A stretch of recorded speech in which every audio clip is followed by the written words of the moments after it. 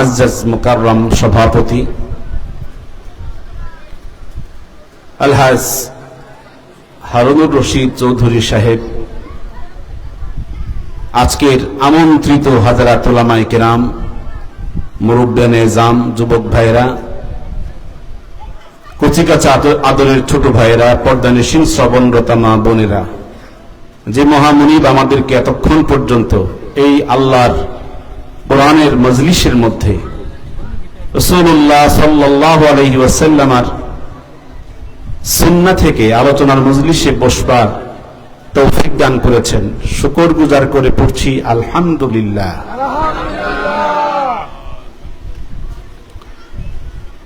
আপনাদের মাঝে কোরআনুল কারীম থেকে একখানা আয়াতে কারিমা তেলাওয়াত করেছি, হাদিস শরীফ থেকে একখানা হাদিসের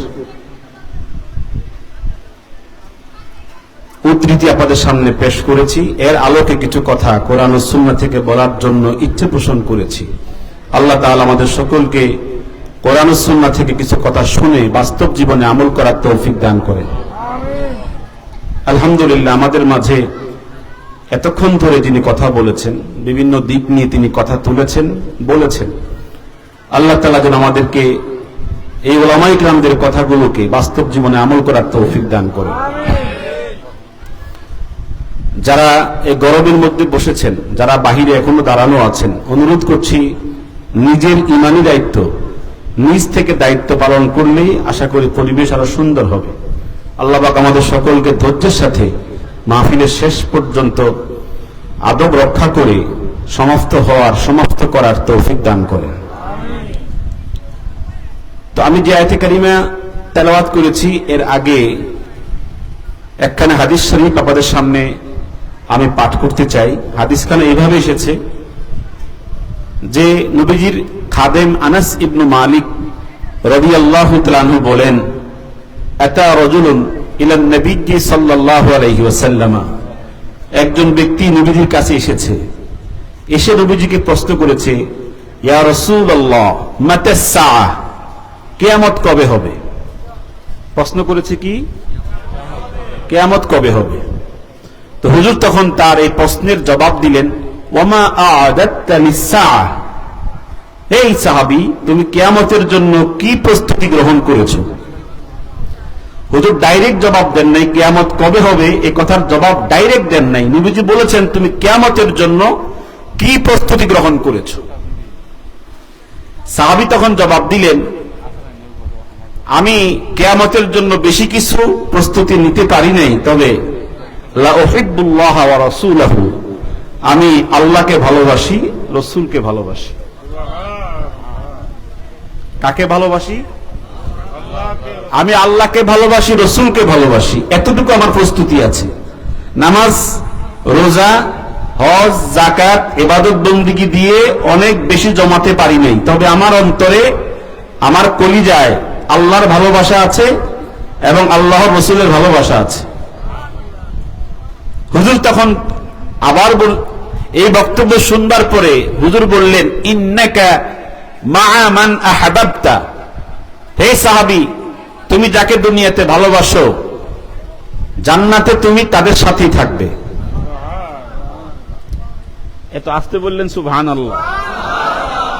তুমি জান্নাতে তাদের সাথেই থাকবে যাদেরকে তুমি দুনিয়াতে ভালোবাসো। আপনারা অবাক হয়ে যাবেন, নবীর এই বক্তব্যটা শুনবার পরে আপনারা যে পরিমাণ আওয়াজ দিয়েছেন, সাহাবায়ে কেরামদের ভিতরে কি একটা প্রেরণা, চেতনা, জাগরণ তৈরি হয়েছে। হাদিসের মধ্যখানের যে একটা অংশ, এটা আপনাদের সামনে এখন তেলাওয়াত করব।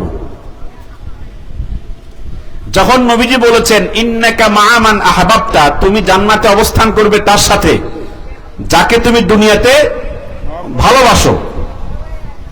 আনাস ইবনু মালিক বলেন, হুজুরের বক্তব্যটা শোনা মাত্র আমি তখন বললাম, মা ফারাহনা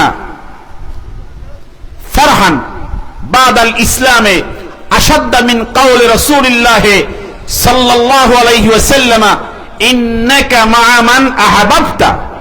কি চমৎকার জাগরণ তৈরি হয়েছে সাহাবায়ে কেরামদের মধ্যে। নবীর খাদেম আনাস ইবনু মালিক দাঁড়ায় গিয়ে বলেন, নবীজির জীবনে যত হাদিস আমরা শুনেছি, যত বক্তব্য আমরা শুনেছি, হুজুরের বক্তব্য শুনে আমাদের হৃদয়ে যে পরিমাণ আনন্দের ঢেউ খেলেছে, আজকের বক্তব্য থেকে এত চমৎকার বক্তব্য আমার জীবনেও শুনি নাই। ইসলাম গ্রহণের পরে সবচেয়ে বেশি দারুণ চমৎকার বক্তব্য আজকে শুনেছি। হুজুরের যে বক্তব্যটা আজকে দিয়েছে, ইন্নাকা মা'a মান আহবাবতা, জান্নাতে তুমি তার সাথেই থাকবে যাকে তুমি দুনিয়াতে বেশি ভালোবাসতে। মা ফারাহনা ফারহান বাদাল ইসলামে মিন আশাদ্দা মিন কাউল রাসূলিল্লাহ সাল্লাল্লাহু আলাইহি ওয়াসাল্লাম ইন্নাকা মা'a মান আহবাবতা। আমার কথা বুঝতেছেন আপনারা? এই আজকের কথা থেকে এত দামি কথা, এত চমৎকার কথা আমরা ইসলাম গ্রহণের পরে আর কোনোদিন শুনি নাই। এখানে শেষ না, আরো দারুণ কথা সামনে আছে। হাদিসের সহিহ মুসলিমের বর্ণনা, বিশুদ্ধ বর্ণনা, কোন জাল কথা না, কোন বানোয়াট কথা না, বিশুদ্ধ কথা। আনাস ইবনু মালিক বলেন, আমি তখন বললাম, সাহাবায়ে কেরাম, হুজুর আজকে যে কথাটা বলেছে তোমরা আমার সামনে সাক্ষী থাকো। ইন্নী ওয়াল্লাহি লা উহিব্বুল্লাহ ওয়া রাসূলহু, আল্লাহর কসম করে বলছি, হে সাহাবীরা, হুজুর যে বলেছে কিয়ামতের দিন জান্নাতে তুমি তার সাথেই থাকবে যাকে তুমি দুনিয়ায় বেশি ভালোবাসো। হে সাহাবায়ে কেরাম, আল্লাহর কসম করে বলি, আমি তোমাদের সামনে বলছি, আল্লাহকে আমি ভালোবাসি এবং রাসূলকে আমি ভালোবাসি, ও আবা বকর ও উমর, আমি আবু বকর সিদ্দিককে ভালোবাসি, ওমর ইবনুল খাত্তাবকে ভালোবাসি। এই কথা বলার পর তিনি বললেন, লা আরজু, আমি আশা করি। বলেন, আমি আশা করি, আমি বিশ্বাস করি, যেহেতু আমি আল্লাহকে ভালোবাসি, রাসূলকে ভালোবাসি, আবু বকর সিদ্দিককে ভালোবাসি, ওমরকে ভালোবাসি, আমি আশা করি আমি জান্নাতে তাদের সাথেই থাকব। এই আমার আজকের মাহফিলের ভিতরে যারা আমরা বসছি, এই কথা কি আপনি বলতে পারবেন? নিজেকে প্রশ্ন করেন, আপনি কি বলতে পারবেন যে আমি আল্লাহকে ভালোবাসি, রাসূলকে ভালোবাসি, সিদ্দিককে ভালোবাসি, ওমরকে ভালোবাসি, আউলিয়া কেরামদেরকে ভালোবাসি, আল্লাহ ওয়ালাদেরকে ভালোবাসি, আমি আশা করি আমি কিয়ামতে জান্নাতে তাদের সাথে থাকব? এই কথা কি বলা কি এত সহজ? মুখে মুখে বলতে তো কোনো সময় লাগে না, বলতে কি সময় লাগে? এরপর তিনি বলেছেন, ওয়া ইন লাম আমাল কামালিহিম, যদিও আমি আনাস ইবনু মালিকের আমল, ইবাদত বন্দেগী নবীর মতো না, সিদ্দিকের মতো না, ওমর ইবনুল খাত্তাবের মতো না, আমার এত ইবাদত বন্দেগী নাই, তবে আমি যেহেতু ভালোবাসি, রাসূল বলেছেন যাকে ভালোবাসো তার সাথে তোমার কি হবে? জান্নাত হবে। অতএব আমি যেহেতু ভালোবাসি, এই ভালোবাসা আমার অন্তরে এটা আছে যে আমি তো বুঝি, আমি বিশ্বাস করি তাদের সাথে আমি জান্নাতে থাকবো। আজকে একটু হিসাব মিলিয়ে আমার বক্তব্যের শুরুতে ভূমিকায় বলছি, যদি আমি বলতে পারি আমি আল্লাহকে ভালোবাসি, রাসূলকে ভালোবাসি, আউলিয়া কিরামদেরকে ভালোবাসি, রাসূলের হাদিস মতো আমি আপনি জান্নাতি, যদি সত্যিকার অর্থে আমার বলার সাথে, আমার অন্তরের কথার সাথে মিল থাকে, কাজের সাথে মিল থাকে, আমি সেই বিষয়ে কথা বলার জন্য ভূমিকাতে আপনাদের মাঝে কিছু কথা বলতে চাই। আল্লাহ তাআলা যেন আমাদের মুখের সাথে দিলের কথাগুলো পরিপূর্ণ করে দেন। সবাই একটু আমিন বলেন। শুধু আপনি আল্লাহকে ভালোবাসেন, রাসূলকে ভালোবাসেন, আপনার দাবির সাথে আপনার বাস্তবতা মিল থাকে, নবীজি গ্যারান্টি দিয়েছেন যে তুমি জান্নাতে তার সাথে অবস্থান করবে।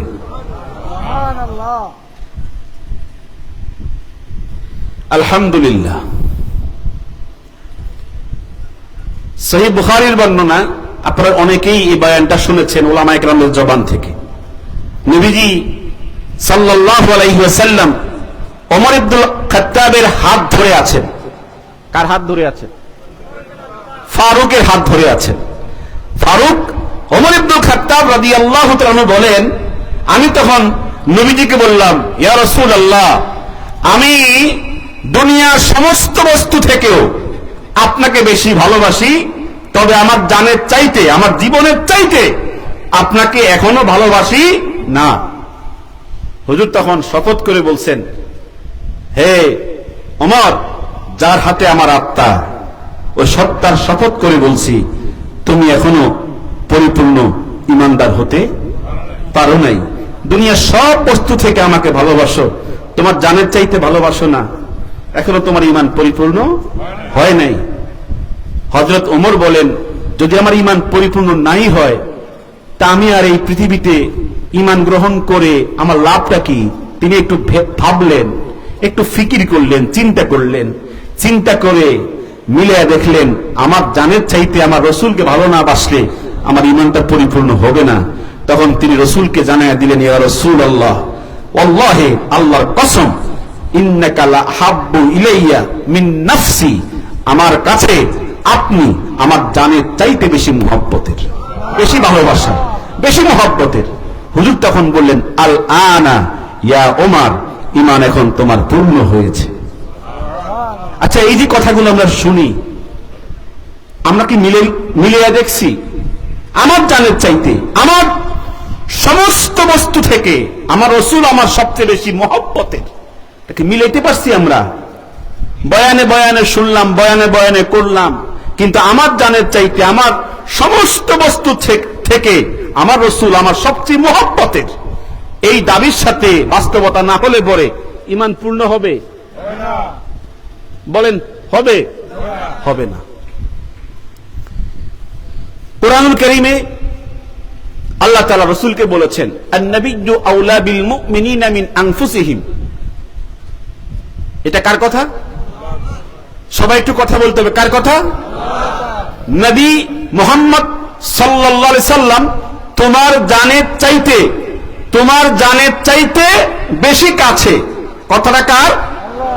নবী মুহাম্মদ সাল্লাল্লাহু আলাইহি ওয়াসাল্লাম তোমাদের কাছে, তোমাদের জানের চাইতে বেশি কাছে, বেশি নিকটের।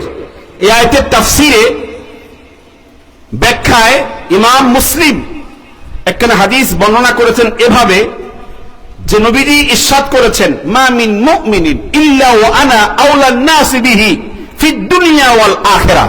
খুব খেয়াল করে শুনেন, নবীজি বলেছেন, ঈমানদার নর হোক আর নারী হোক, গোটা পৃথিবীর সমস্ত উম্মতে মুসলিমা, তাদের কাছে আমি মুহাম্মদ মুস্তাফা সাল্লাল্লাহু আলাইহি ওয়াসাল্লাম দুনিয়াতে এবং আখিরাতে সমস্ত মানুষের চাইতে বেশি নিকটে। আমার নবীজি বলেছেন। কে বলছেন? নবীজি বলেছেন, মা মিন মুমিনিন ইল্লা ওয়া আনা আওলান নাস বিহি ফিদ দুনিয়া ওয়াল আখিরাহ। প্রত্যেক মুমিনের কাছে আমি দুনিয়াতে এবং আখিরাতে সবচেয়ে বেশি নিকটের, সবচেয়ে বেশি কাছের। আচ্ছা, জোর করে বললে কি কাছের হবে? কথা কোন না? হুজুর কি বললে আপনি কাছের হয়ে যাবেন? কিছু কারণ থাকতে হবে তো। এই কারণগুলো সামনে হাদিসে আসছে। কারণটা হচ্ছে, নবীজি বলেছেন, নবীজি মান তারাকা মালান ফালিয়ারিসুহু আসাবাতাহু ইন কানু। হুজুর বলেছেন, আমি কেন আমার উম্মতের বেশি কাছে, তার জানের চাইতে কাছে? কারণ হলো, পৃথিবীতে আমার কোন উম্মত মারা গেলে তার সম্পদ পায় কারা? সন্তানেরা, আত্মীয় স্বজনরা। কথা কোন ঠিক কিনা? কোন উম্মত যদি মারা যায়, তার সম্পদের উত্তরাধিকারী হয় কারা? তার আত্মীয় স্বজন, তার সন্তানেরা। আর আমার নবীজি বলেছেন, যদি আমার কোন উম্মত মারা যায় এই অবস্থায় যে তার উপরে কিছু ঋণের টাকা ছিল, করজ ছিল, করজে হাসানা ছিল, কিন্তু তার ছেলে মেয়েরা এই উম্মতের টাকা পয়সা, ঋণের টাকা, করজে হাসানা পরিশোধ করতে অক্ষম, তাহলে নবীজি বলেন, ফাআনা মাওলাহু, আমি অক্ষম উম্মতের জিম্মাদারি হয়ে যাই, তার এই ঋণের টাকা, তার এই করজে হাসানা পরিশোধ করার জন্য আমি তার জিম্মাদার হয়ে যাই। এখান থেকে মুহাদ্দিসিন ইকরাম ব্যাখ্যা করেছেন, যদি সন্তান যদি অক্ষম হয়ে যায়, সেখানে রাসূল তার কি হয়ে যায়? মাওলা হয়ে যায়। তাহলে বোঝা যায়, সন্তানের চাইতেও, আত্মীয় স্বজনের চাইতেও, স্ত্রী ছেলে মেয়ের চাইতেও রাসূলুল্লাহ সাল্লাল্লাহু আলাইহি ওয়াসাল্লাম আরো বেশি আমাদের কাছের, আরো বেশি নিকটের।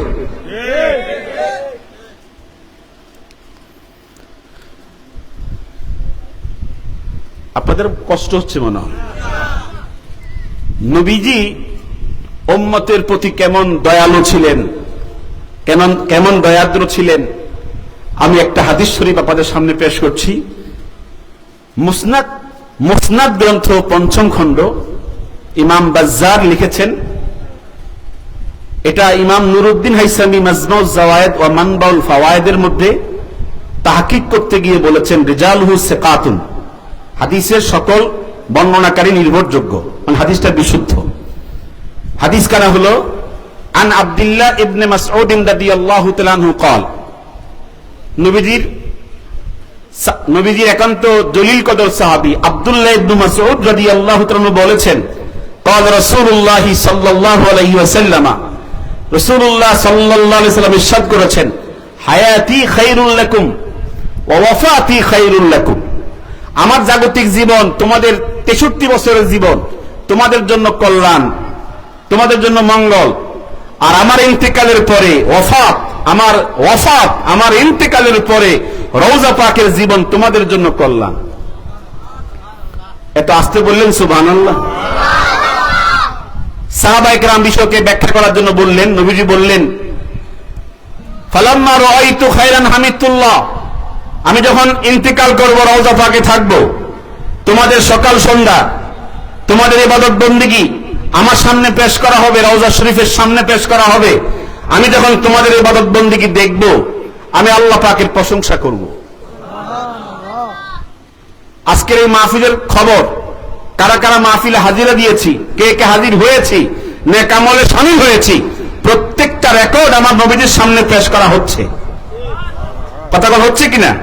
হুজুর বলেন, ফালাম্মা রাআইতু খায়রান হামিদুল্লাহ, আমি যখন কোন উম্মতের ভালো আমল যখন দেখি, আল্লাহ পাকের প্রশংসা করি। ওয়ালাম্মা রাআইতু শাররান ইস্তাগফারতুল্লাহ, আর আমার কোন উম্মত যদি কোনো গুনাহ করে, পাপ করে, অন্যায় করে, আমার সামনে যখন পেশ করা হয়, আমি উম্মতের পক্ষে আল্লাহর কাছে ক্ষমা প্রার্থনা করি। এখন আপনারা আমাকে জবাব দেন, নবীজির কল্যাণ কি বন্ধ হয়ে গেছে? বলেন, বন্ধ হয়ে গেছে? আমাদের দেশে কিছু সালাফ ওলামায়ে কেরামদেরকে অনুসরণ করে তারা এই হাদিসগুলোকে কেন স্বীকার করে আমার বুঝে আসে না। বিশুদ্ধ হাদিসের মধ্যে স্পষ্ট আছে, রাসূলুল্লাহ সাল্লাল্লাহু আলাইহি ওয়াসাল্লাম তিনি ইন্তেকাল করেছেন, এরপরও তিনি উম্মতের ব্যাপারে রওজা শরীফে এখনো ভালো কাজ দেখে আনন্দিত হন। লাকাদ জাআকুম রাসূলুম মিন আনফুসিকুম আজিজুন আলাইহি মা আনিতুম হারিসুন আলাইকুম বিল মুমিনিনা রাউফুর রহিম। এই আয়াতের তাফসীরে ইমাম আলুসি রাহমাতুল্লাহ আলাইহি সহ বিশ্ববিখ্যাত ইমামগণ, মুফাসসিরিনগণ বলেছেন, রাসূলুল্লাহ সাল্লাল্লাহু আলাইহি সাল্লাম ইন্তেকালের পরেও উম্মতের আনন্দে আনন্দিত হন রওজা শরীফে, উম্মতের ব্যথায় ব্যথিত হন রওজা শরীফে। বলি আলহামদুলিল্লাহ।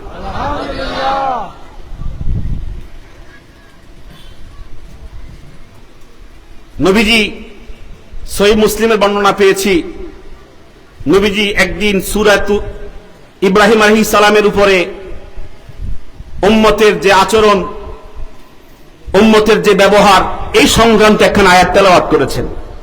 রব্বে ইন্নাহুন্না আদলালনা কাসীরাম মিনান নাস ফামান তাবিআনি ফাইন্নাহু মিন্নি। হযরত ঈসা আলাইহিস সালামের উপরে অবতীর্ণ উম্মতের যে আচরণ, এই সংক্রান্ত একখানা আয়াত তেলাওয়াত করেছেন। আয়াত তেলাওয়াতের পরে খুব মনোযোগ দিয়ে খেয়াল করেন, ফারাফা ইয়াদাইহি, নবীজি দুই হাত তুলছেন উপরের দিকে। ফাকাল, দুই হাত তুলে বলছেন, আল্লাহুম্মা উম্মতি উম্মতি, আল্লাহ আমার উম্মত, আল্লাহ আমার উম্মত। ফাবাকা, এই কথা বলছেন, আল্লাহ আমার উম্মতের কি হবে, আল্লাহ আমার উম্মতের কি হবে, বলতে বলতে নবীজির চোখ থেকে টপ টপ করে চোখের পানি পড়ছে। সহিহ মুসলিমের বর্ণনা। হুজুর কাঁদতেছেন, হুজুরের কান্না কি আল্লাহ পাকের সহ্য হয়?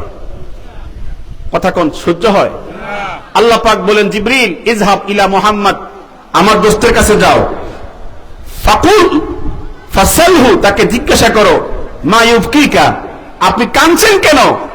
ওহু আলামু, অথচ আল্লাহ তাআলাই ভালো জানেন কেন কাঁদতেছেন। জানেন না আল্লাহ তাআলা? হে জিবরিল যাও, আমার বন্ধু কেন কান্দে জিজ্ঞাসা করো। জিবরিল আসছে, এসে রাসূলকে বলছেন আপনি কাঁদেন কেন? ফাআখবারাহু, হুজুর বললেন আমার উম্মতের ব্যথায় আমি কাঁদি। কাদের ব্যথায় বলেন না? কাদের ব্যথায়? উম্মতের ব্যথায় কাঁদছি।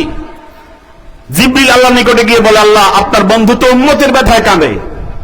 আল্লাহ পাক বলেন জিবরিল আমার বন্ধুকে গিয়ে বলো সানুরদিকা ফি উম্মাতিক, সানুরদিকা ফি উম্মাতিক, উম্মতের জন্য যা চাইবেন আমি তা দিয়ে দিব, উম্মতের জন্য যা বলবেন আমি তা দিয়ে দিব, আমি খুশি করে দিব আপনাকে, উম্মতের জন্য যা চাইবেন তা দিয়ে দিব। আপনারা আমাকে বলেন তো দেখি, নবীজি দুনিয়াতে উম্মতের জন্য কাঁদছেন কম না বেশি? আর উম্মত কি নবীর জন্য এখন কান্দে? কথা কোন কান্দে? নবীকে ভুলে গেছে। রাসূল বলেন, রাসূলুল্লাহ সাল্লাল্লাহু আলাইহি সাল্লাম বলেন মাসালি ওয়া মাসালুকুম কামাসালি রাজুল, আমার দৃষ্টান্ত আর তোমাদের দৃষ্টান্ত ওই ব্যক্তির মতো যে ব্যক্তি আওকাদা নারা, বাতি জ্বালাইছে। যে ব্যক্তি কি জ্বালাইছে? বাতি জ্বালাইছে, প্রদীপ জ্বালাইছে।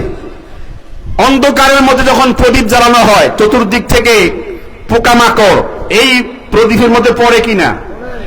বলেন পড়ে কিনা? ওয়াহুয়া ইয়াযুবহুন্না আনহা, এই যে লোক প্রদীপ জ্বালাইছে সে দেখতেছে চতুর্দিক থেকে ফাজালাল জানাদিব ওয়াল ফারাশু ইয়াকানা ফিহা, চতুর্দিক থেকে পোকামাকড় বিক্ষিপ্ত ভাবে এই প্রদীপের মধ্যে পড়ে পড়ে কি হচ্ছে? জ্বলে জ্বলে মরে যাচ্ছে। আর যে লোক প্রদীপ জ্বালাইছে সে দুই হাত দিয়ে চেষ্টা করতেছে এই প্রদীপের উপর যেন কোনো পোকামাকড় পড়তে না পারে। নবীজি বলছেন আমার দৃষ্টান্ত তোমাদের, আমার দৃষ্টান্ত তোমাদের দৃষ্টান্ত ওই ব্যক্তির মতো যে লোক প্রদীপ জ্বালাইয়া যেন কোনো পোকামাকড় পড়তে না পারে দু হাত দিয়া বাধাগ্রস্ত করছে। ওয়া আনা আখিজুন বিহুজাদিকুম ওয়া আনতুম তাফাল্লাতুনা মিন ইয়াদাইয়া, নবীজি বলছেন আমি তোমাদের কোমর ধরে, কি ধরে বলেন? তোমাদের কোমর ধরে চেষ্টা করছি যেন তোমরা জাহান্নাম থেকে বাঁচো, আর তোমরা আমার হাত থেকে ছুটে আমাকে বাধাগ্রস্ত করে নিজে জাহান্নামে নিক্ষিপ্ত হওয়ার চেষ্টা করতেছো। আপনারা আমাকে বলেন একটা মানুষের হাত ধরলে ছুটা যায়, সহজে ছুটা যায়, কিন্তু কোমর ধরলে কি ছুটা যায়? নবীজি আপনাকে আর আমাকে বাঁচানোর জন্য কোমর ধরে আছেন। ওয়া আনা আখিজুন বিহুদাজিকুম ওয়া আনতুম তাফাল্লাতুনা আনহা ওয়া আনতুম তাফাল্লাতুনা মিন ইয়াদাই, তোমরা আমার হাত থেকে ছুটার জন্য চেষ্টা করছো, অথচ আমি তোমাদেরকে জাহান্নাম থেকে বাঁচানোর জন্য তোমাদের কোমর ধরে আছি। এখন আপনি বলবেন হুজুর তো ইন্তিকাল করছে, আমাকে ধরে কেমনে? আমার নবী এখনো ধরে আছে। আমাদের জন্য যা দিয়ে গেছেন কোরআন সুন্নাহ, তারাকতু ফিকুম আমরাইন লান তাদিল্লু মা তামাসসাকতুম বিহিমা, কথা কোন ঠিক কিনা? কোরআন সুন্নাহ ধরে রাখো, পথভ্রষ্ট হবে না, জাহান্নামে যাবে না। সব ব্যবস্থা দিয়ে গেছে, আমাদের কোমর ধরে আছে কিন্তু আমরা তো বুঝি না। এখন হাদিস শরীফ মনে পড়ছে, বলছি আপনার কোনো কষ্ট হচ্ছে না তো? আমি মূলত লাকসাম থেকে 10টার পরে রওনা দিয়েছি, এখানে 8টা কত মিনিটে প্রবেশ করেছি। অনেক লম্বা সফর হওয়ার কারণে আমি ভাঙ্গা ভাঙ্গা কিছু কথা বলার চেষ্টা করব, যেন কিছু কথা কোরআন ও সুন্নাহ থেকে আমরা শুনতে পারি। আল্লাহ পাক সকলকে গ্রহণ করার তৌফিক দান করেন।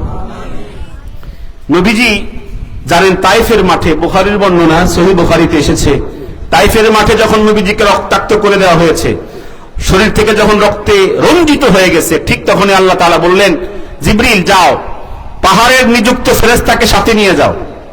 কাকে নিয়ে যাও? পাহাড়ে নিযুক্ত ফেরেশতাকে সাথে নিয়ে যাও, গিয়ে আমার দোস্তকে বলো, যদি আমার দোস্ত বলে আমি এই মুহূর্তে আদেশ করব যেন পাহাড়ের নিযুক্ত ফেরেশতা এই তায়েফের পাহাড়কে উল্টায়া দেয়, তায়েফবাসী ধ্বংস করে দেয়। আল্লাহ তাআলা জিবরিলকে পাঠিয়ে দিছে। জিবরিল নবীজিকে বলছে আপনার জাতি তায়েফবাসী কি আচরণ করেছে আল্লাহ পাক দেখেছেন, আল্লাহ পাক জানেন। আমাকে পাঠিয়েছে এই পাহাড়ে নিযুক্ত ফেরেশতাকে সাথে দিয়া আপনি বলবেন, হুকুম করবেন, এই ফেরেশতা কি করবে? এদেরকে মাটি চাপা দিয়া ধ্বংস করে দিবে। আপনার আর আমার মেজাজ আর আমার নবীর মেজাজ। আমার নবীজি বললেন, এদেরকে ধ্বংস করার হুকুম করলে ধ্বংস হয়ে যাবে। বাল আরজু আন ইউখরিজাল্লাহু মিন আসলাবিহিম কওমান ইয়াবুদুল্লাহ ওয়া লা ইউশরিক বিহি শাইআ। হে জিবরিল, শোনো, আমার উম্মতকে ধ্বংস করার জন্য আমি পৃথিবীতে আসি নাই।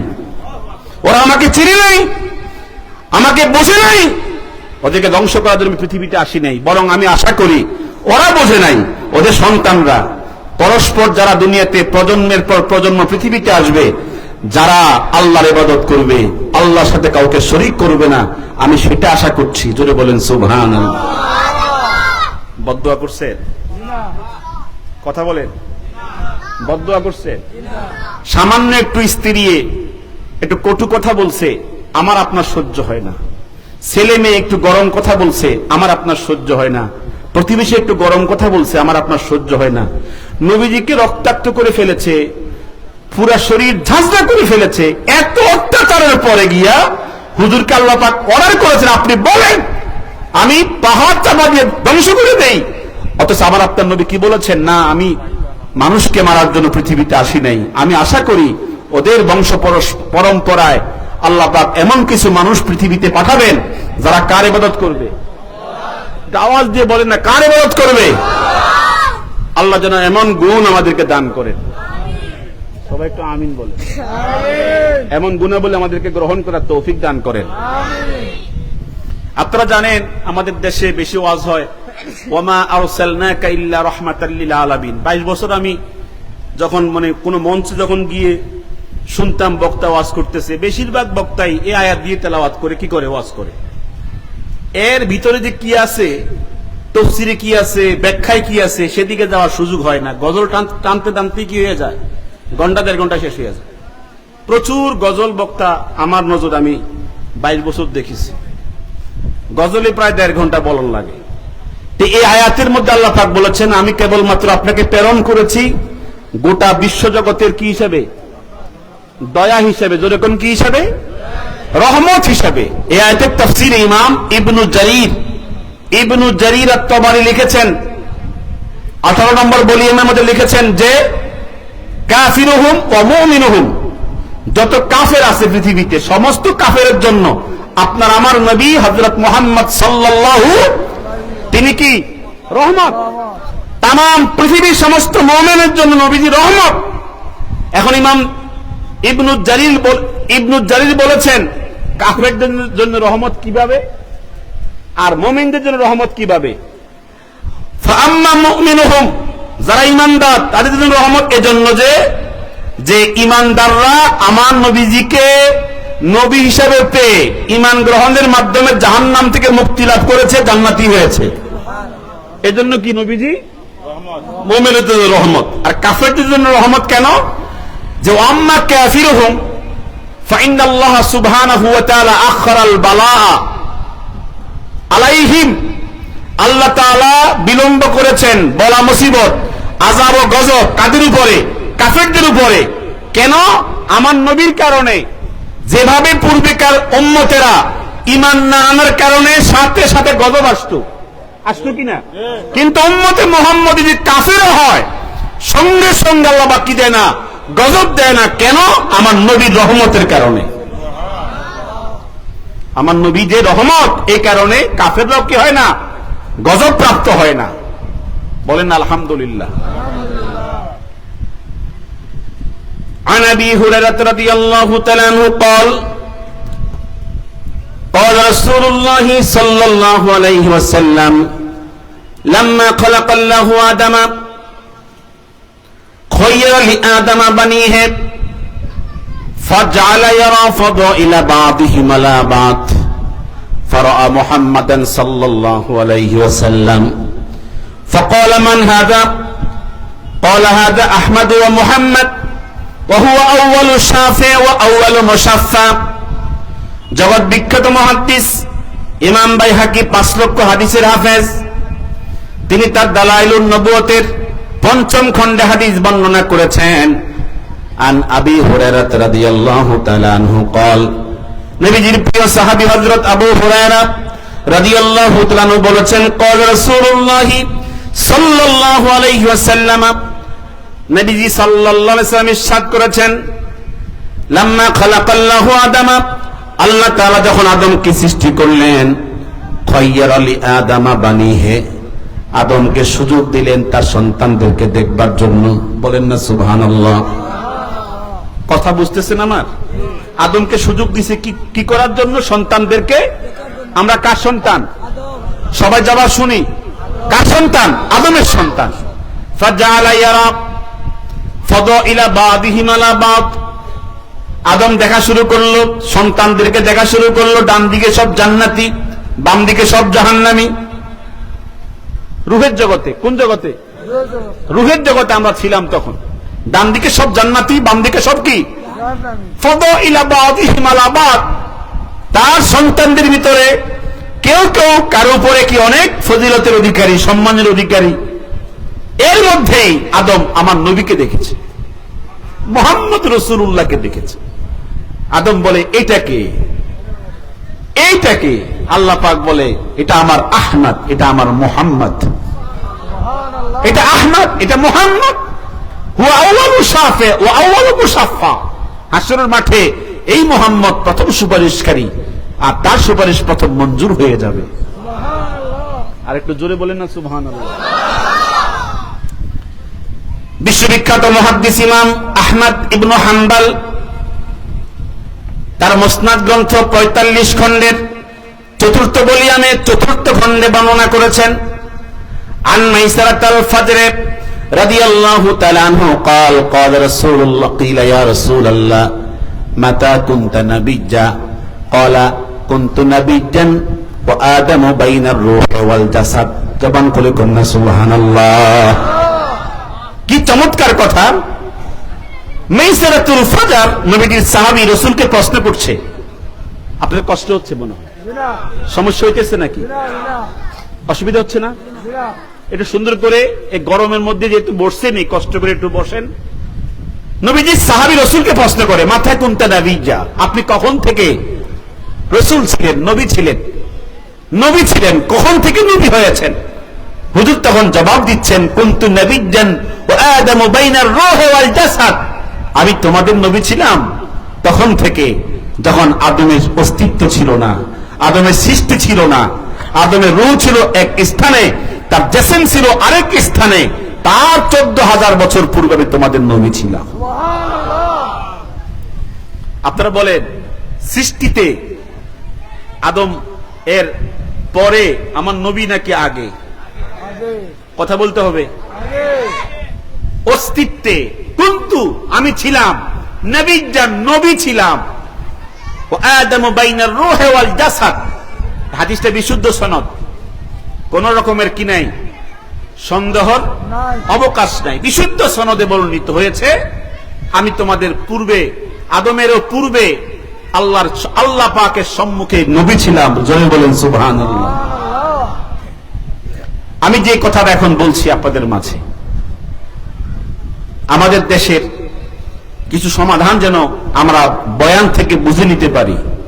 হুজুর যখন জন্মগ্রহণ করেছে, আল খাসায়েসের মধ্যে এসেছে, ইমাম সুয়ুতি লিখেছেন লাম্মা ওয়ালিদান নবিয়্যু সাল্লাল্লাহু আলাইহি ওয়াসাল্লাম, হুজুর যখন জন্মগ্রহণ করেছেন, ভূমিষ্ঠ হয়েছেন, ওয়াদা জুবহাতাহু আলাল আরদি সাজিদা, জন্মের সাথে সাথে আপনার আমার রাসূল সাল্লাল্লাহু আলাইহি ওয়াসাল্লাম কপাল মোবারক জমিনের মধ্যে ফেলে দিয়েছেন সেজদা অবস্থায়।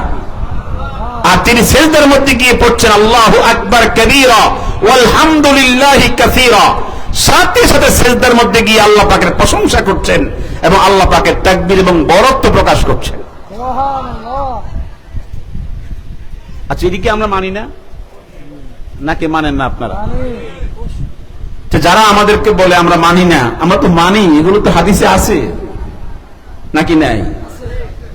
40 দিন বয়সকালে রাসূল সাল্লাল্লাহু আলাইহি ওয়াসাল্লাম তিনি মা আমিনার পাশে, চাচারা আসছে দেখার জন্য। হুজুর পূর্ণিমা চাঁদের সাথে মুসকে মুসকে হাসতেছে। বয়স কত কাল? 40 দিন মাত্র। একজন বলল, দেখতো ভাতিজা মনে হয় পূর্ণিমার চাঁদের সাথে মুস্কি মুস্কি হাসে। আর একজন জবাব দেয়, বাচ্চারা এরকম কখনো হাসে কখনো কান্দে।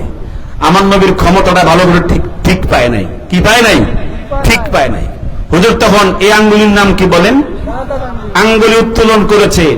তাছাড়া আকাশের দিকে তাকায়া দেখে এই 40 দিনের শিশু মোহাম্মদের আঙ্গুলি যেদিকে যায়, পূর্ণিমার চাঁদ সেদিকে দৌড়ায়। কতদিন বয়স? মাত্র 40 দিন বয়সে আঙ্গুলির ইশারায় চাঁদ যেদিকে, আঙ্গুল যেদিকে, চাঁদ সেদিকে। একজন চাচা ইসলাম গ্রহণ করার পরে নবীজিকে জিজ্ঞেস করেছে, আপনি 40 দিন বয়সকালে এরকম একটা ক্ষমতা দেখাইছিলেন, এত বড় ক্ষমতা আপনাকে দিল আল্লাহ তাআলা, কেন? আপনি কিভাবে এই আঙ্গুলের ইশারায় পূর্ণিমা চাঁদকে এরকম করতেন? তখন নবীজি বলেছেন, আমার মা ইন্তেকালের পরে, আমার বাবার ইন্তেকালের পরে পেরেশান হয়ে গিয়েছিল যে মোহাম্মদ মুস্তাফা সাল্লাল্লাহু আলাইহি সাল্লাম আমার সন্তান দুনিয়া জন্মগ্রহণ করবে, তার বাবা দুনিয়াতে নাই, এতিম অবস্থায় দুনিয়াতে আসবে, আমার এই সন্তানের জন্য কে ফুতুর কিনে দিবে, কে খেলনা কিনে দিবে, আমার এই সন্তানকে কে ঘোরাতে নিবে, কে এখানে সেখানে ঘোরাতে নিবে? আমার মা পেরেশান হয়ে গিয়েছিল।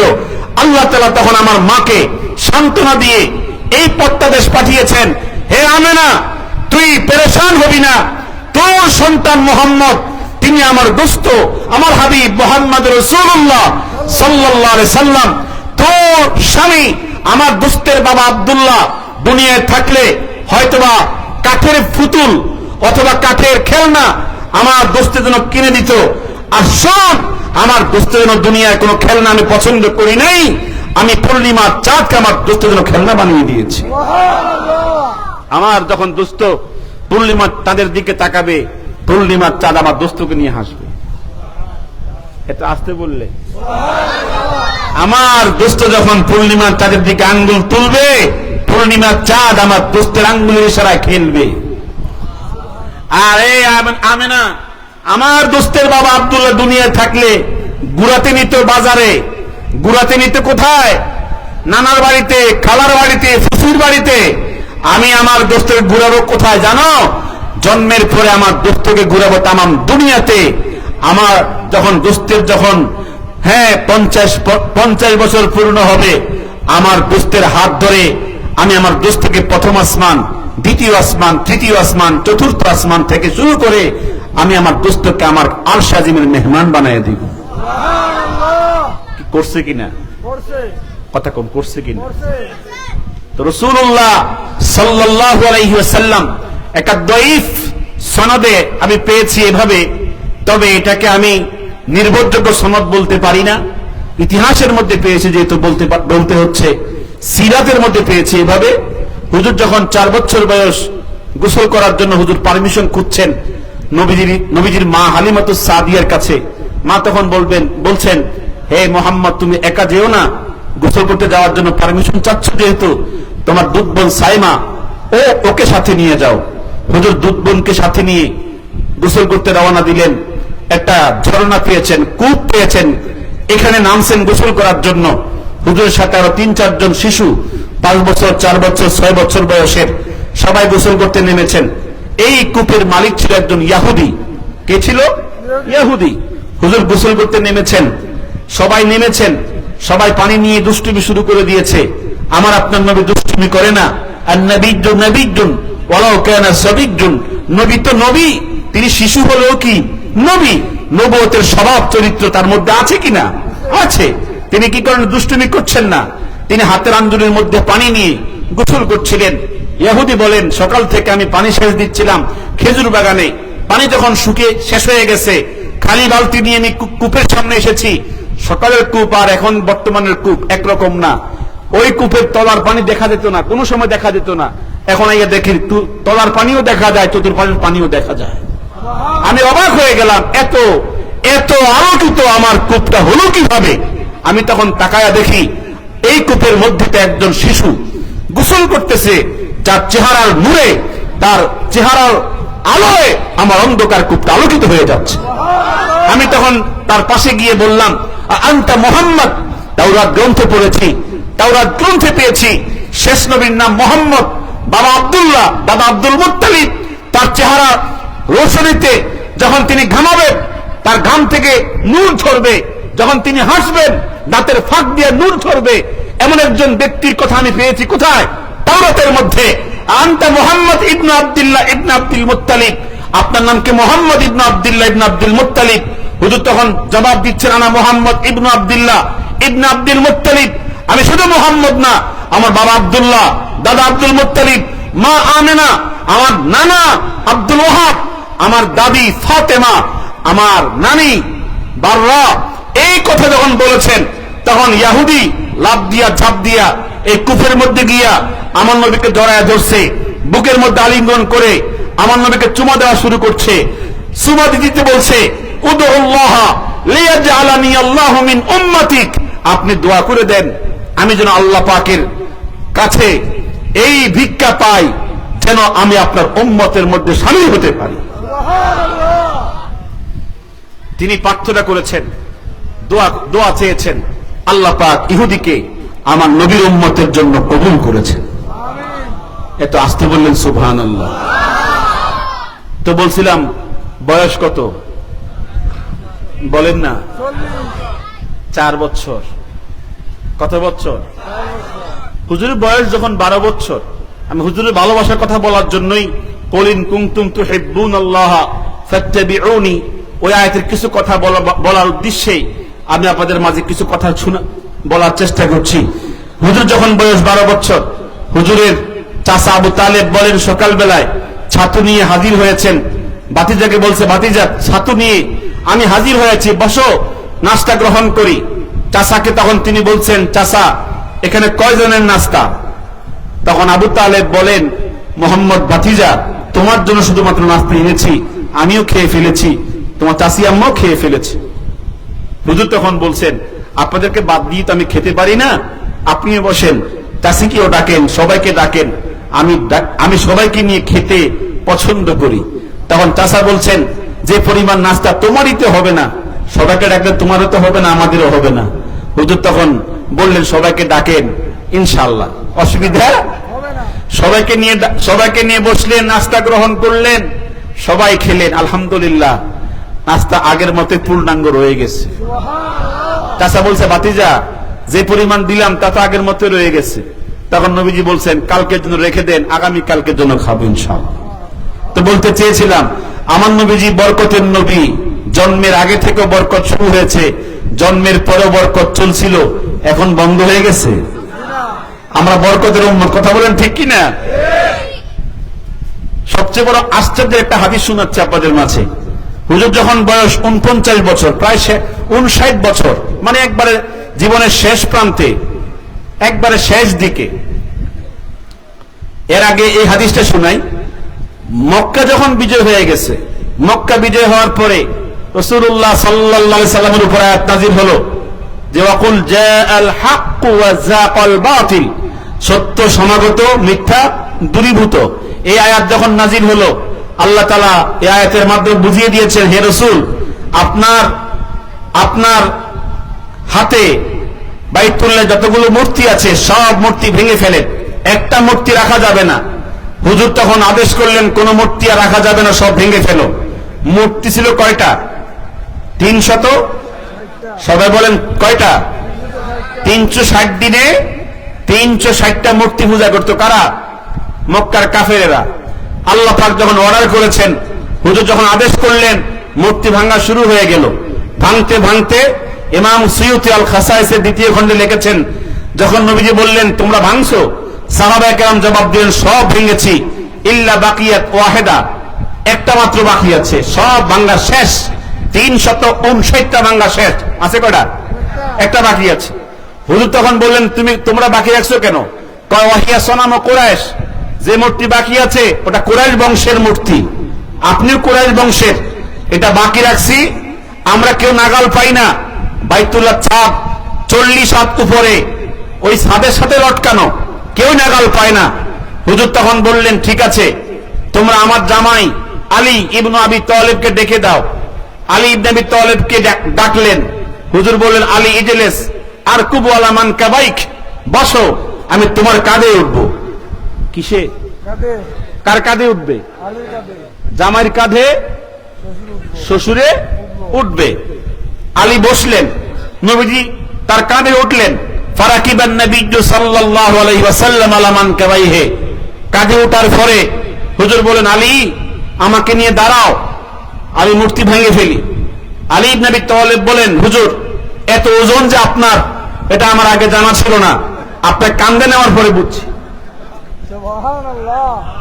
কাঁধে নিয়ে বুঝছি আমি বেশিক্ষণ টিকবো না, আমার দিকে তাকান, আমি বেশিক্ষণ, মেহেরবানি করে নেমে পড়েন, নেমে পড়েন। আপনারা জানেন খায়বারের যুদ্ধে সিদ্দিক আকবরকে সেনাপতি বানায়া যুদ্ধে পাঠানো হয়েছে, বিজয় আসে নাই। ওমরকে পাঠানো হয়েছে সেনাপতি বানাইয়া, বিজয় আসে নাই। ওসমান ইবনে আফফানকে পাঠানো হয়েছে সেনাপতি বানাইয়া, বিজয় আসে নাই। হুজুর বলেছেন, লাউতিয়ান্নার রায়াতা গাদান, আমি আগামীকালকে এমন একজনের হাতে এই ঝান্ডা তুলে দেব যার হাতে আল্লাহ পাক খায়বার বিজয় দিবেন। বলেন না সুবহানাল্লাহ। আমার নবীর জবানের বরকত আছে না নাই?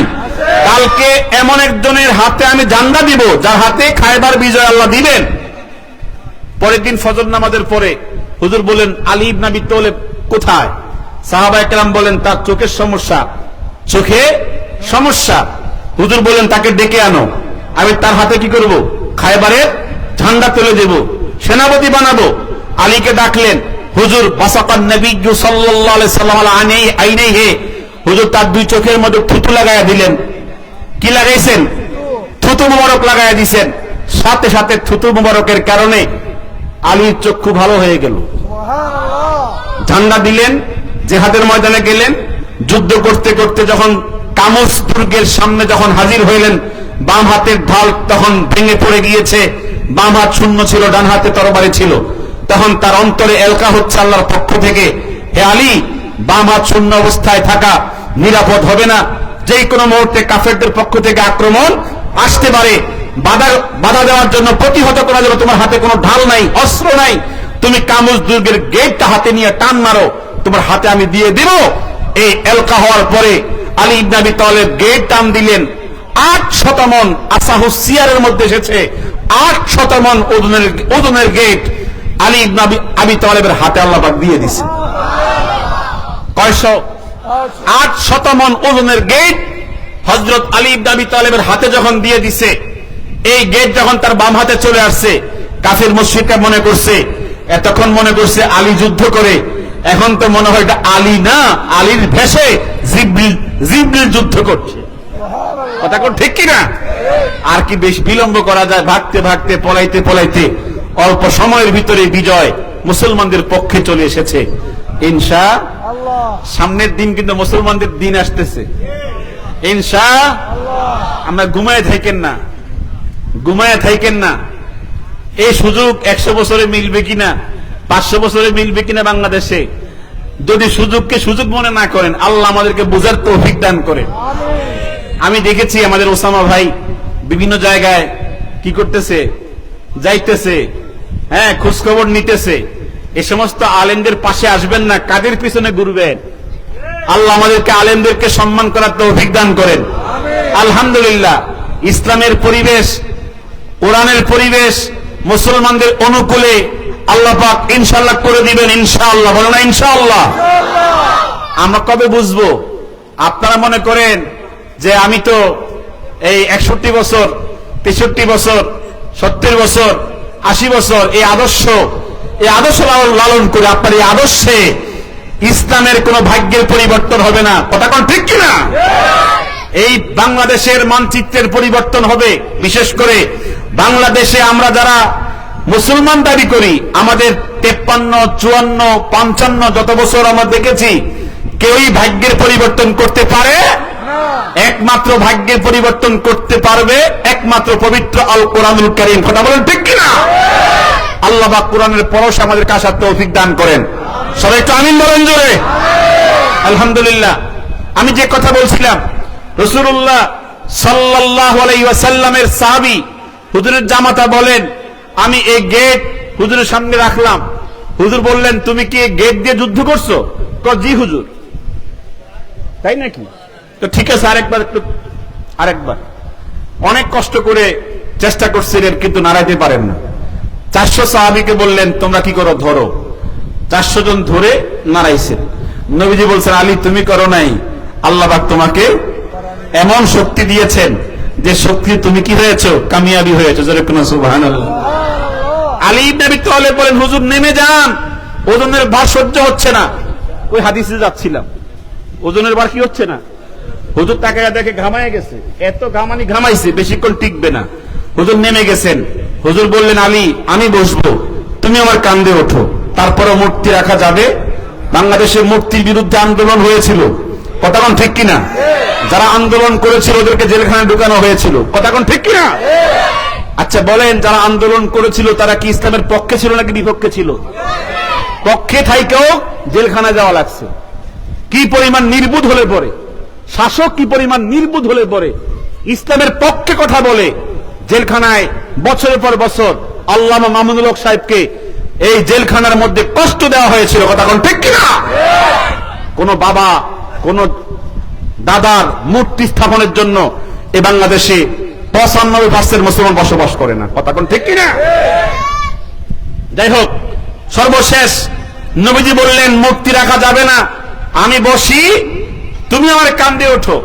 আলী বলেন হুজুর আপনার শরীর পবিত্র, আমরা জানি মোষও বসে না, মাসিও বসে না, হুজুর আমি আপনার কাঁধে কেমনে উঠি? হুজুর বললেন আমি তোমাকে আদেশ করেছি, আদেশের পরে কি আর কিছু থাকে? ফতোয়া গ্রন্থে আসছে যদি উম্মত নামাজ পড়ে নফল নামাজ, আর রাসূল কি করে নামাজের পড়া অবস্থা ডাক দেয়, এই নফল নামাজ ছেড়ে দিয়া নবীর ডাকে হাজির হওয়া কি ওয়াজিব হয়ে যায়। এই জন্য রাসূল বলেছেন তোমাকে আমি আদেশ করেছি।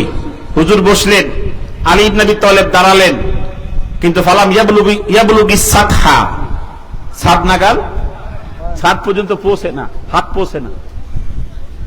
সর্বশেষ আলী ইবনে আবি তালেব বলেন হুজুর নাগাল পাচ্ছি না তো। হুজুর বলেন তুমি নাগাল পাইতা না, আমি যখন তোমাকে বলবো তখন হাত তুইলো, তোমার 3.5 হাত, আমার 3.5 হাত, আমার বডি 3.5 হাত, তোমার বডি কত হাত? 3.5 হাত, হলো কয় হাত? 7 হাত, আর তো 33 হাত বাকি। আমি যখন বলবো হাত তুলবা। আলী হাত তুললেন। নবীজির বক্তব্যের পরে হাত তোলার পরে নাগাল পেয়ে গেছে, মূর্তি ভেঙেছে। ইমাম সুয়ুতি লিখেছেন ফালাউ শিইতু লা নিলতু ফুকাস সামায়ে, আমার হাতে আল্লাহ বা কি ঐশ্বরিক শক্তি, কি ক্ষমতা দিয়ে দিয়েছে, ওই টাইমে যদি আমি আমার হাত দিয়ে আসমান ধরতে চাইতাম আসমান ধরতে পারতাম। সুবহানাল্লাহ। লাউ শিইতু লা নিলতু ফুকাস সামা, ওই টাইমে আমি আসমান ধরতে চাইলে আমি আসমান ধরতে পারতাম। এই ক্ষমতায় পাওয়ার আল্লাহ পাক আমার হাতে দিয়েছেন। নবীর জবানের বরকতে, কিসের বরকতে? কথার বরকতে। তো বলতে চেয়েছিলাম রাসূলুল্লাহ সাল্লাল্লাহু আলাইহি ওয়াসাল্লামের ব্যাপারে আমি যে আয়াতে কারিমা তেলাওয়াত করেছি, আল্লাহ তাআলা বলেছেন কুল, আমার দোস্ত হাবিব আপনি বলেন, ইন কুনতুম তুহিব্বুনাল্লাহ, তোমরা যদি আল্লাহর ভালোবাসা পেতে চাও, ফাত্তাবিউনি, আমি মুহাম্মদ রাসূলুল্লাহ সাল্লাল্লাহু আলাইহি সাল্লামের অনুসরণ করো, আমাকে মেনে চলো, ইউহিব্বুকুমুল্লাহ, আল্লাহ তোমাদেরকে ভালোবাসবেন। সুবহানাল্লাহ। আস্তে বলেন সুবহানাল্লাহ। অনুকরণের কথা কালিমাতুল ইখলাস নামক কিতাব ইমাম ইবনু রাজাব আল হাম্বলি তিনি এই কিতাবের মধ্যে লিখেছেন আল মুহাব্বাতু আল মুওয়াফাকাতু ফি জামিইল আহওয়াল। মুহাব্বত হচ্ছে আপনি কাউকে মহব্বত করেন, মানে তে যেমনে করে আপনি সেভাবে করেন, সে যেমনে বলে আপনি সেভাবে বলেন, মানে হুবহু তার অনুসরণ করাকেই মূলত মহব্বতের সংজ্ঞা। কথা কোন? মহব্বত মানে কি? আপনি কাউকে মহব্বত করেন মানে আপনি তার হুবহু কি করেন? অনুসরণ করেন। যদি আপনি কাউকে মহব্বত করেন, উনি যা বলে তা আপনি করেন না, যা চায় তা চাহিদা পূরণ করেন না, বুঝতে হবে আপনি তাকে মুখে মুখে মহব্বত করে বলেন, বাস্তবে মহব্বত করেন না। একটা হাদিস শরীফ শোনাচ্ছে আপনাদের মাঝে, এটা সহিহ বুখারীর মধ্যে আসছে। কষ্ট হচ্ছে? হুদাইবিয়ার সন্ধিতে হুজুর যখন স্বপ্নে দেখেছেন বাইতুল্লাহ তওয়াফ করতেছেন, ফজর নামাজের পরে হুজুর বললেন, সাহাবীরা স্বপ্নে দেখেছি আমি বাইতুল্লাহ তওয়াফ করছি, চলো মক্কায় চলো। তওয়াফ করতে যাই 1400 সাহাবী নিয়ে। কয়শো? এখন মক্কার কাফেররা দেখছে, শুনছে 1400 সাহাবী নিয়ে মদিনা থেকে মক্কায় ঢুকতেছে নবীজি সহ সাহাবায়ে কেরাম। ওরা হুদাইবিয়া নামক জায়গা কি করছে? বাধাগ্রস্ত করছে। বাধাগ্রস্তের পরে নবীজি জোর খাটিয়ে মক্কায় প্রবেশ করেন নাই। উরওয়া ইবনে মাসউদ আস-সাকাফি সহ কাফেরদের পক্ষ থেকে একটা দল এসেছিল। হুজুর এই দলের সাথে সন্ধি চুক্তিতে আবদ্ধ হয়েছেন। হুদাইবিয়া সন্ধি নামক ইতিহাস গ্রন্থের মধ্যে এসেছে, যতগুলো শর্ত লেখা হয়েছে বেশিরভাগ শর্তই ছিল ইসলামের বিপক্ষে, মুসলমানদের বিপক্ষে। নবীজি সমস্ত শর্ত মেনে নিয়েছেন। প্রত্যেক শর্ত মেনে নিয়ে স্বাক্ষর করে সন্ধি চুক্তি চূড়ান্ত করেছেন। সন্ধি চুক্তি চূড়ান্ত করার পরে যখন রাসূলুল্লাহ সাল্লাল্লাহু আলাইহি সাল্লাম লেখা শুরু করেছেন, লেখার মধ্যে নবীজির নামের সামনে যখন মুহাম্মাদুর রাসূলুল্লাহ এই শব্দ লেখা হয়েছে, তখন উরওয়া ইবনে মাসউদ আস-সাকাফি কাফেরদের পক্ষ থেকে বলা হয়েছে, আপনাকে আমরা মুহাম্মদ ইবনে আব্দুল্লাহ মানি, আপনাকে আমরা মুহাম্মাদুর রাসূলুল্লাহ মানি না। মাশাআল্লাহ, আলহামদুলিল্লাহ। আপনাদের আজকের আখেরি দিন, মানে শেষ দিনের আপনাদের প্রধান বক্তা, প্রধান অতিথি আপনাদের মানে তাশরিফ এনেছেন। সকলে খুশি না বেজার? আলহামদুলিল্লাহ। যে যেখানে আছেন সকলেই ভিতরে চলে আসেন। বেশি রাত করা যাচ্ছে না, যেহেতু প্রচন্ড গরমও আজকে ভালো গরম পড়েছে। আপনাদেরকে বেশি বিরক্ত করবে না। শায়েখ অনেক কষ্ট করে আসছে ঢাকায় থাকে, আপনারা জানেন অনেক কষ্ট, অনেক দূরের সফর। আল্লাহ তাআলা আমাদের সকলকে শেষ পর্যন্ত এখান থেকে নেয়ামত বরকত গ্রহণ করার তৌফিক দান করেন। যাই হোক, আমি যে কথা বলছিলাম, উরওয়া ইবনে মাসউদ তিনি বলেন যে আল্লাহি লাকাদ ওয়াফাতুল মুলুকা, তিনি বলেন আমি অনেক রাজা বাদশার কাছে মেহমান হয়েছি, আমি অনেক কেসরা, কাইসার, নাজ্জাশী, রোম পারস্যের বাদশা, আবিসিনিয়ার বাদশা, ওদের কাছে মেহমান হয়ে দেখেছি যে আল্লাহর কসম করে তিনি বলছেন, ওয়াল্লাহি মা ইউআযিমু আহাদুন আহাদান কামা ইউআযিমু আসহাবু মুহাম্মাদিন মুহাম্মাদা, মুহাম্মদ মুস্তাফা সাল্লাল্লাহু আলাইহি ওয়াসাল্লামের সাহাবায়ে কেরাম যেভাবে তাদের নবীকে সম্মান করে, ভালোবাসে, এমন দৃষ্টান্ত আমি পৃথিবীর কাউকে দেখি নাই। বলেন না সুবহানাল্লাহ। তিনি আরো বলেছেন, ওয়া ইন তানাখামা নাখামাতান, যদি তিনি থুতু নিক্ষেপ করতেন, আমাদের নবীজি থুতু নিক্ষেপ করতেন, এই থুতু নিক্ষেপের পরে এই থুতু যেন জমিনে পড়তে না পারে, সাহাবায়ে কেরাম প্রত্যেকেই এভাবে হাতের তালু কি করতেন? বিছিয়ে রাখতেন।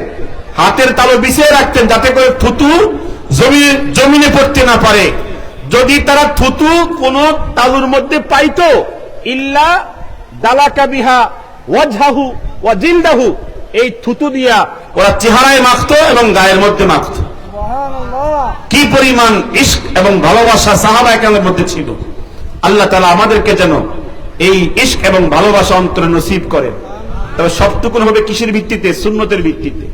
সুন্নতের বাহিরে বহু ইশক এবং ভালোবাসা আছে, বহু ইশক এবং ভালোবাসা আছে যেগুলো শুধুমাত্র মুখে মুখে বলা যাবে, বাস্তবে কোন সাহাবায়ে কেরাম থেকে শুরু করে সালাফ থেকে খলফ থেকে কোন দৃষ্টান্ত উদাহরণ পাওয়া যাবে না। আল্লাহ পাক আমাদের সকলকে সুন্নতি তরিকায় রাসূলকে ভালোবেসে রাসূলের সুন্নত তরিকা অনুযায়ী চলে দুনিয়াতে এবং পরকালে সফলতা অর্জন করার তৌফিক দান করেন। সবাই বলেন আমিন। আজকে আমি এখানে শেষ করছি। আমি ব্যক্তিগতভাবে দোয়া চাই, বিশেষ করে আমি নতুন একটা প্রতিষ্ঠান করেছি। দীর্ঘদিন আমি প্রতিষ্ঠান করেছিলাম বিভিন্নভাবে বাধাগ্রস্ত হয়ে, এখন একটা চালু করছি নতুনভাবে, যেন আমার এই প্রতিষ্ঠানটা ভালোভাবে চলে। সবার কাছে দোয়া চাই। আর বিশেষ করে আমার শায়েখ আল্লামা মুফতি মুশতাক নবী কাসিমি হাফেজাহুল্লাহ, যিনি এখন বর্তমানে উমরাতে আছেন, সফরে আছেন, আল্লাহ পাক হুজুরকে সহি সালামত দেশে ফিরে আনেন, হুজুরের খেদমতগুলো কবুল করেন। সারা দেশে হুজুর বিভিন্ন খেদমত করছে, আল্লাহ পাক বরকত বারাকা নসিব করেন। সকলে বলি আমিন। ওয়া আখিরু দাওয়ানা আনিল হামদুলিল্লাহি রাব্বিল আলামিন।